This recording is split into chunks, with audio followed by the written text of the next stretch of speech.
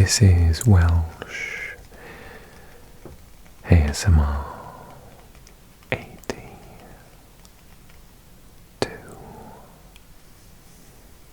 Hey, how you doing?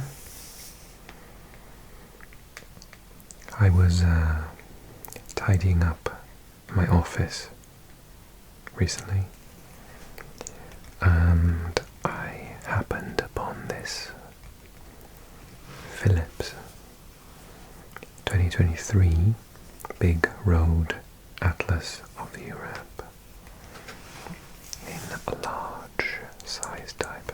It's very big.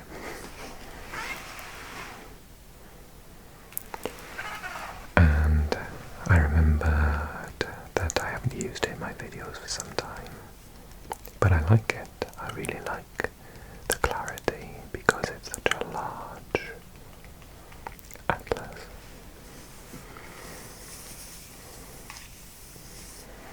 So let's just open it up and see where it takes us. It's got a nice little insert on the left where we can see Iceland at the top left, the Faroe Islands here, and then we have Norway, Sweden and Finland. We do have a tiny bit of coverage of Russia, as well as Denmark, Estonia, Latvia and Lithuania. Russia there again, Kaliningrad. All of Belarus, but only 75% of Ukraine.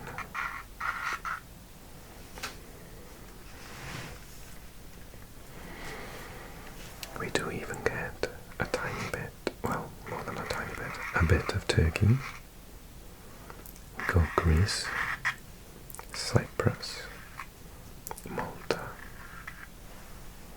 Bulgaria, Romania and Moldova. We also have, split over multiple close-up pages, Poland, Slovakia, Czechia, Hungary, Austria, which is covered completely in this book, and Switzerland, Liechtenstein is here, obviously Italy, France, Spain and Portugal, but not the islands. Not all of the islands. We have the Balearic Ireland, Great Britain, including my beloved Wales, Belgium, Luxembourg, the Netherlands, and last but not least, Germany. Oh, do you know what? I forgot. Slovenia, Croatia, Bosnia, Montenegro, Serbia, Kosovo, Albania, North Macedonia.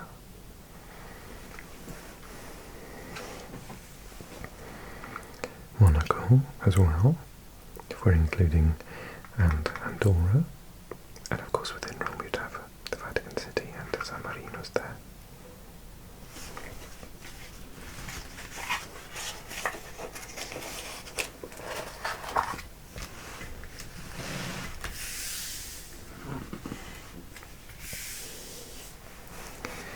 So here we've got the island of Great Britain,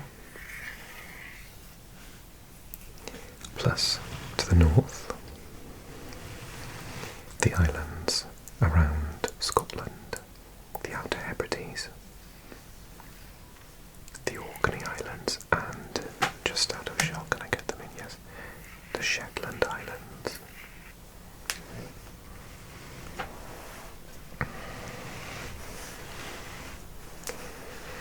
also got the Isle of Man here, which is, I say this every time, I'm kind of never really sure, a protectorate.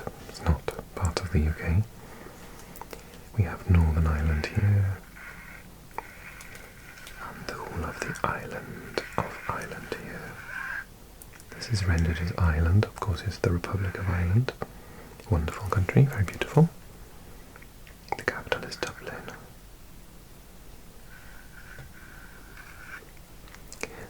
I was looking at a map on Reddit the other day, and it showed where people in Ireland lived if they spoke Irish every day.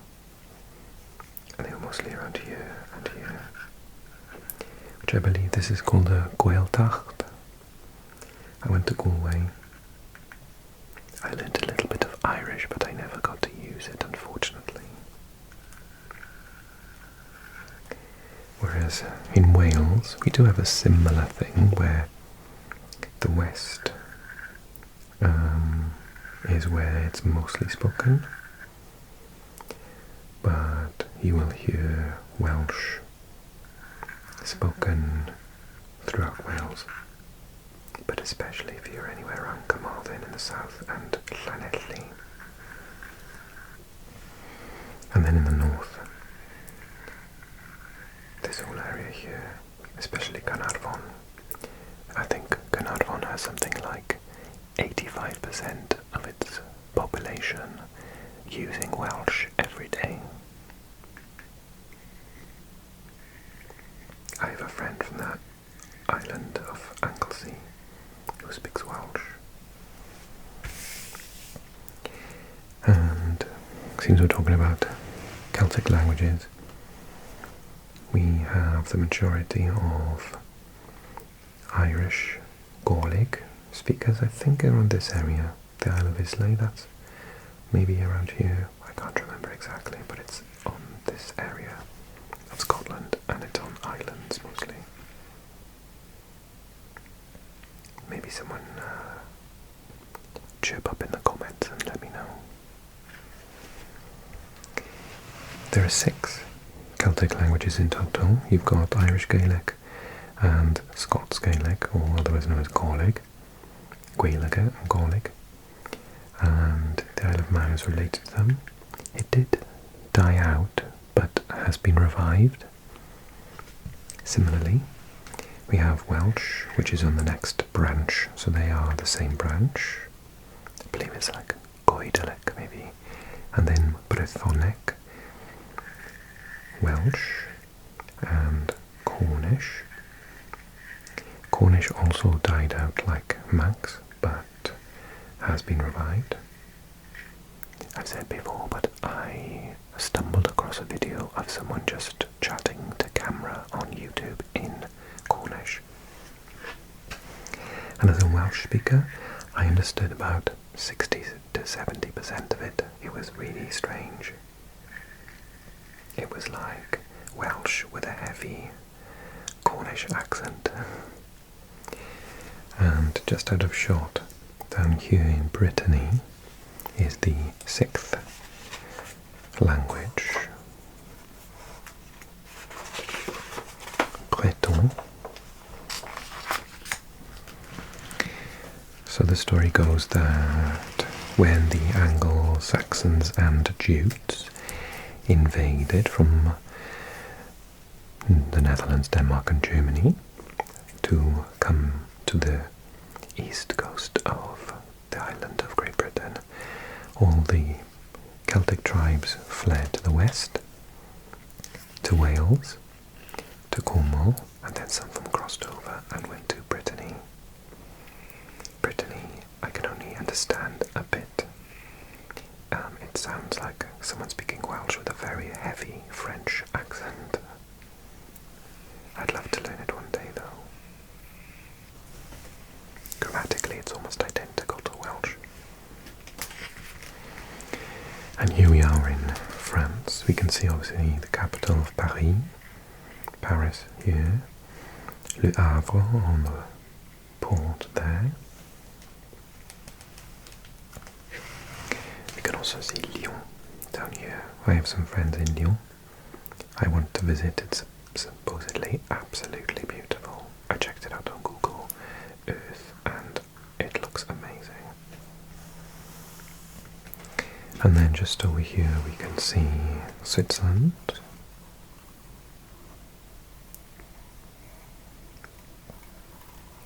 I need to do a bit more homework on Switzerland. I don't know enough about the country. It wasn't until recently that I realized that it wasn't actually sort of a country as such, more of a conglomeration. And I forget the word, they don't call them states. They call them something else. Oh, I do know it, but it's gone from my mind. I've had a very long week at work. Forgive me. Cantons, I think, is the word I'm looking for.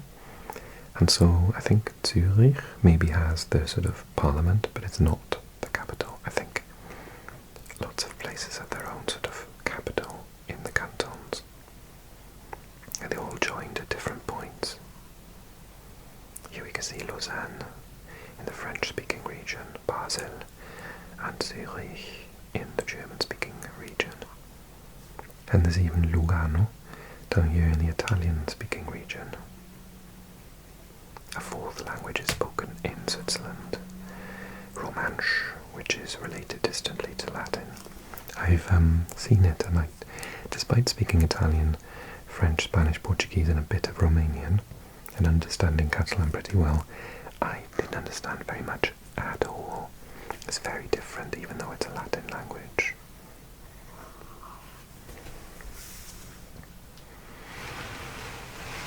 And then we got the south coast here, obviously the beautiful Golfo di Genova in Italy. We can see the Vatican City here in Rome as well, just to the bottom right. Città del Vaticano. San Marino is here. Rimini, just off the coast. Just on the coast here. And then Genova, Turin and Milan, Torino, Milano. And that industrial triangle we've spoken about before. Another small country is Monaco. And that's here on this beautiful coast, the Côte d'Azur, with Nice and Cannes. Saint-Tropez as well. And on the Italian side, Sanremo.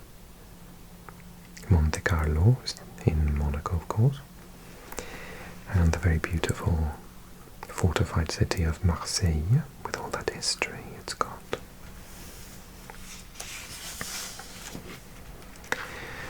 Looking to the north, we can see Belgium, unfortunately straddled across the centre page.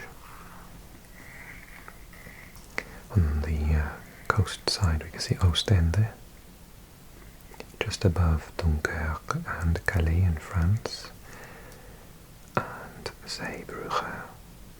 Brugge is here, Ghent and Brussels,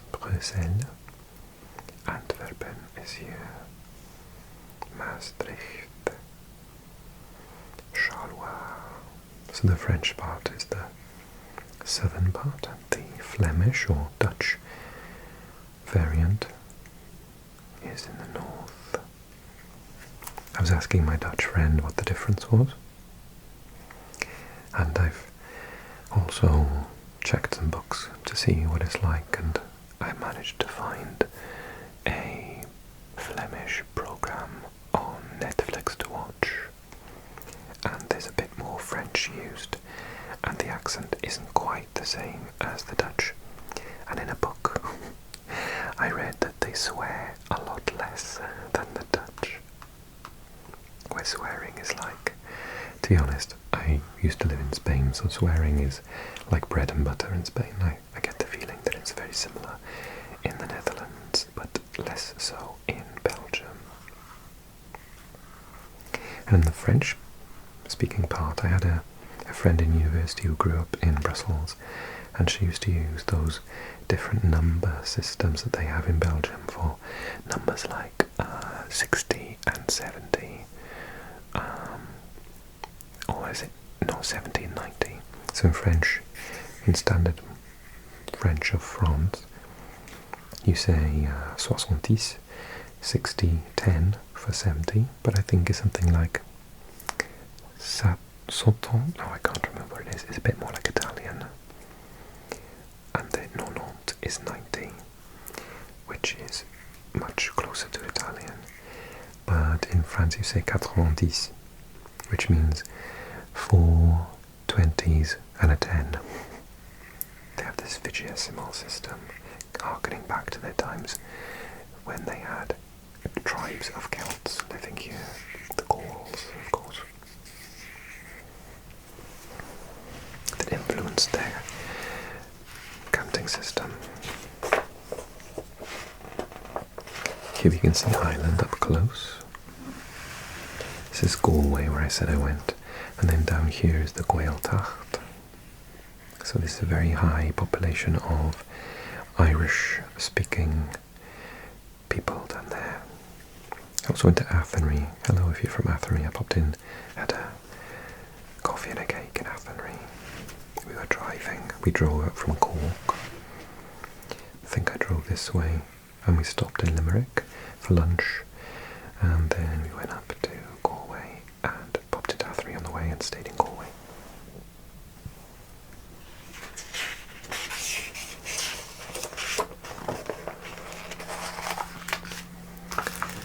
And here, completely random, I didn't plan this, is where I live, where I'm from, Swansea. So Swansea is the second city, Cardiff is our capital, Newport is the third largest city in the country as well, so most of the population of Wales is centred towards the south, even just in this little amount here. Very few people live in the middle, it's very mountainous. There are a lot of farmers though. I used to live in Carmarthen. Carmarthen is the oldest settlement in Wales. Very beautiful, but it's on a floodplain and always, every year, floods. And then down on this coast here, we can see Tenby, one of the most beautiful beaches in Wales. Talking about beautiful beaches, here we can see Devon and Cornwall. We can see Exmoor here, and you can see Ilfracombe. On a really nice day, you can see Ilfracombe from Swansea, but most of the time it's raining and you can't. But yeah, they have some of the most stunning beaches in this area of the world. Newquay is down here. Beautiful. I remember holidaying there as a child, and we went down to Land's End. Let me just pop up a little bit. Land's End, the southernmost point of the mainland in the UK.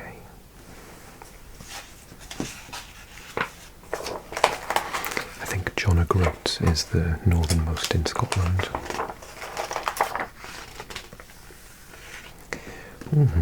Denmark.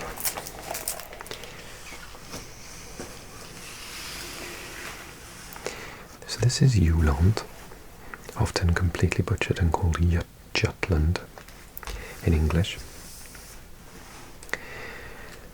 I love the Danish sense of humour, so Danes who live here say that this is the proper bit of Denmark, and the rest of the people you see live on the island, including the capital.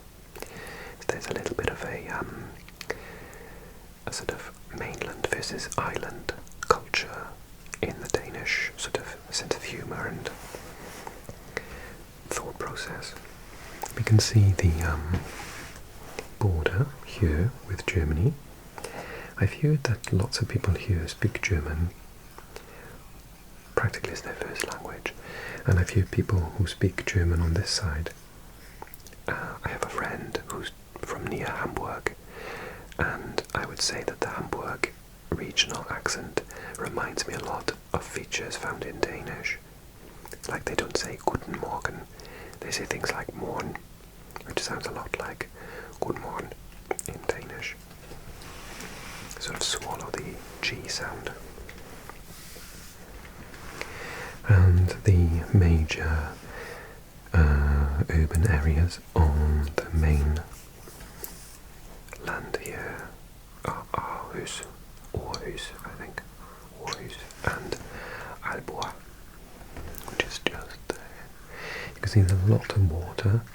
This is similar to the Netherlands in the sense that it's below sea level, and Denmark itself is extremely flat.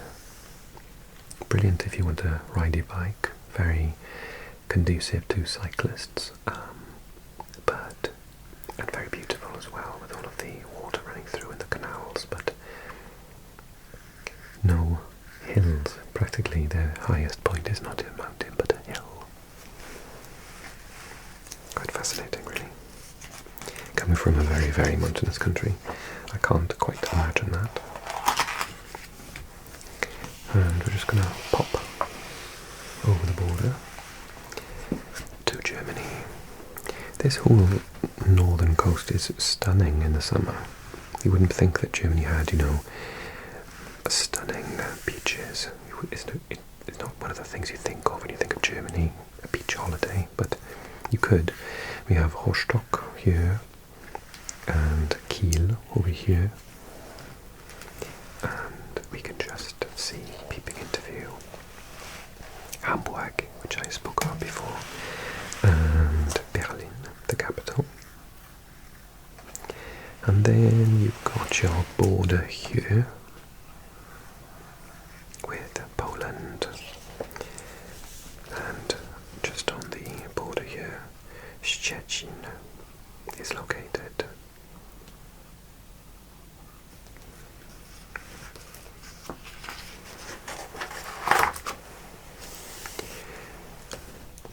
And we've randomly transported back to the west, where we can see the Netherlands up close. So we can see Rotterdam here, one of the largest ports in Europe. It goes out to the sea along the river here, where you have the Hoek van Holland, literal corner of Holland, and that leads into Rotterdam. It's also Europort, which is just here as well. I've been to this area many times to catch catch a boat to Harwich in England. I didn't, being Welsh, I didn't know it was pronounced Harwich, and so I always used to call it Harwich. But yeah, it's actually pronounced Harwich.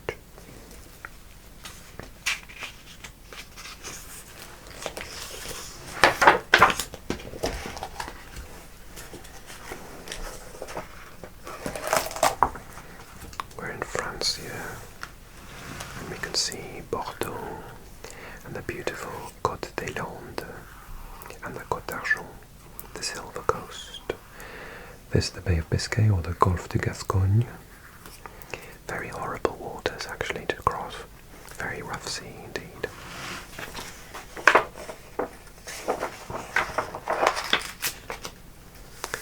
Here we've got Italy. We talked about Genoa before. La Spezia is here, and Parma, just out of shot, Parma here. And as you go down the coast, I took a train once from Barcelona overnight, and we changed in Nice at midnight and then carried on. So we slept, and I woke up around this area here, going right down the coast. It's a beautiful train line, I have to say. Livorno is here. Grosseto. One place I'd really like to go is Florence, Firenze, and the second is Bologna. It's a very beautiful area of Italy, this. On to Serbia.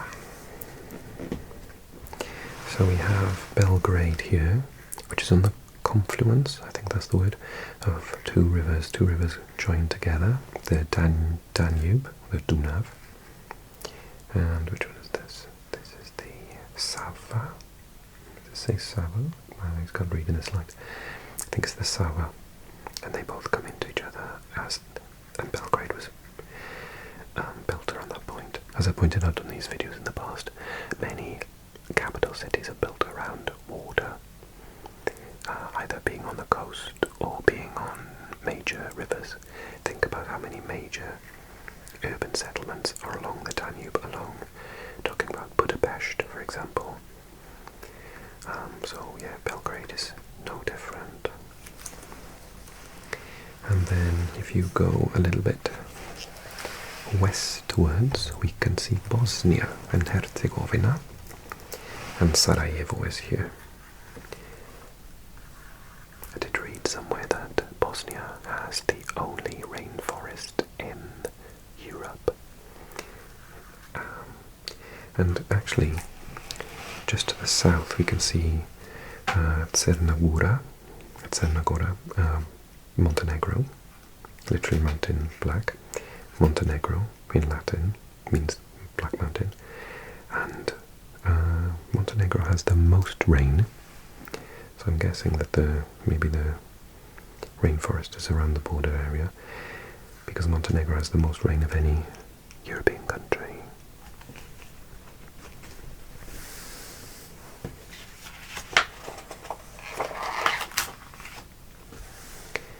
And then we are in Spain.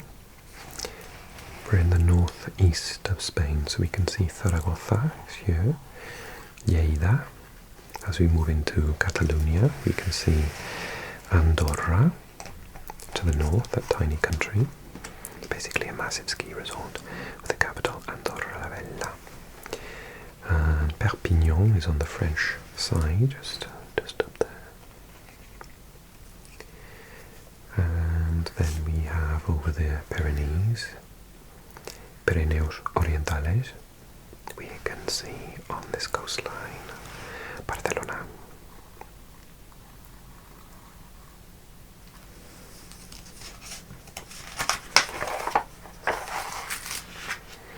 Madrid, so we're staying in Spain for a second.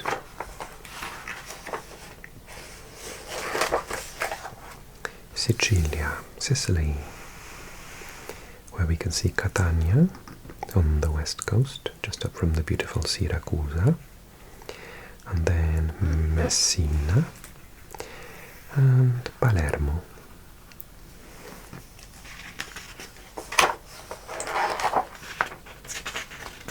This looks like Norway. Trondheim is just here. Beautiful, beautiful area of the world.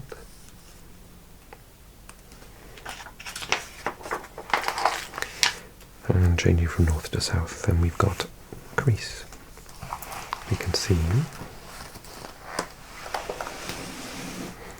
Thessaloniki in the north here, the second largest city in Greece.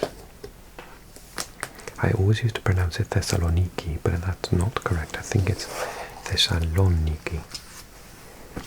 But correct me in the comments. Volos was just there, and Athens here on the tip. And we can see it just in view.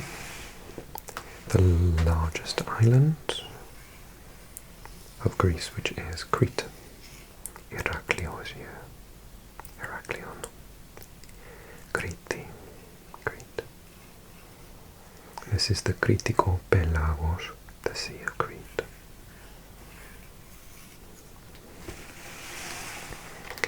Okay, I'm going to stop there, but I personally really enjoyed just flicking through this. If you want me to do it again soon, then give this video a like, leave a comment, particularly answering any questions I've left or correcting anything I've got wrong, of course. I'm just a guy on YouTube, I'm not a historian or anything.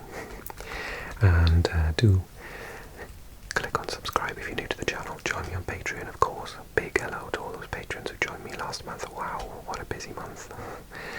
Plenty of extra videos coming to Patreon very soon. Thank you so much for your support.